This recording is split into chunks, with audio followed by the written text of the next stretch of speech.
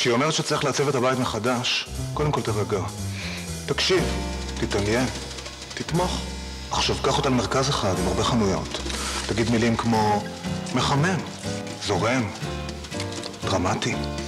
זה מאוד פנג שווי. תשאל על הפרקטיות של הפרקט, על הלוק של הבוק.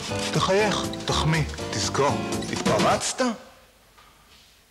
No design for you. מזל טוב. עברתם לגור יחד. עכשיו צריך לעצב את הבית.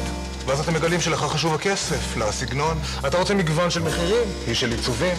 יש לכם שתי אפשרויות. ללכת למרכז אחד עם הרבה חנויות, או להיפרד, להיות בדיכאון חצי שנה, להתחיל לצאת מחדש עם בני המין השני, לעבור לגור יחד, רק כדי לגלות שלכם חשוב הכסף ולהן הסגנון. מסקנה, התעקשת? No design for you. כן, אני יודע, התעייפתם. מעצמכם, זה מזו, זו מזה, מהבית, מהעיצוב. עצוב. יש לי שתי מילים בשבילכם. מרכז אחד, הרבה חנויות. למה? זו הזירה המושלמת למלחמת המוחות, למניפולציות. היא עושה עיניים למנורה, אתה מחזר אחרי מקרר. היא מלטפת וילונות, אתה מתגלגל על הספות. תוכלו לרענן, לתמרן, לגוון, להעז, השתפנת? No design for you.